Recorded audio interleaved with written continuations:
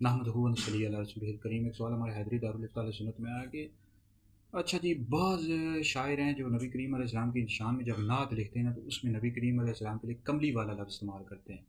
तो कमली वाला लफ्ज़ इस्तेमाल कर सकते हैं सरकार अलैहि सलाम के लिए या नहीं? देखिए, इस वाले से हम हैदरी दारुल इफ्ता अहले सुन्नत का तहरीरी तौर पर फतवा जारी कर देंगे। तो इस वाले से कायदा याद रखें कि जिस चीज़ की भी निस्बत सरकार अलैहि सलाम की तरफ हो जाए, वो चीज़ काबिल एहतराम होती है, उसकी तस्गीर जायज़ नहीं है। जैसे कम्बल की कमलिया तस्गीर, ये जायज़ नहीं है। मुख की मुखड़ा। तो अब बात यह है कि ये जो कमली वाला है, ये नबी करीम अलैहिस्सलाम के लिए इस्तेमाल कर सकते हैं या नहीं, और ये लफ्ज़ तस्गीर बनता है या नहीं, इस वजह से उलमा का इख्तिलाफ है। अब एक बाज़ उलमा का ये मौक़िफ़ है कि ये तस्गीर का लफ्ज़ है, तो ये कमली वाला लफ्ज़ जो है हुज़ूर अलैहिस्सलाम के लिए इस्तेमाल नहीं कर सकते। बाज़ उलमा का मौक़िफ़ ये है। दूसरा कौल ये है कि बाज़ उलमा का मौक़िफ़ ये है कि ये तस्गीर का लफ्ज़ नहीं है, एक मुस्तक़िल लफ्ज़ है, लिहाज़ा सरकार अलैहिस्सलाम के लिए कमली वाला लफ्ज़ इस्तेमाल कर सकते हैं।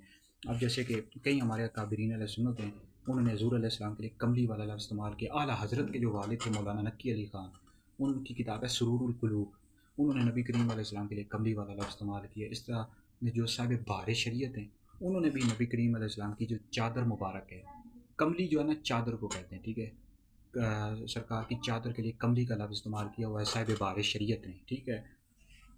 तो अब हज़ूर अलैहिस्सलाम की जो काली कमली कहते हैं ना, इसका का मतलब होता है स्याह चादर, और इस वाले से हदीस भी मौजूद है हज़ूर अलैहिस्सलाम की चादर मुबारक के लिए। बुखारी में, मिशकात शरीफ में, मुस्लिम शरीफ में हदीस मौजूद है कि हज़ूर अलैहिस्सलाम ने काली चादर इस्तेमाल फरमाई।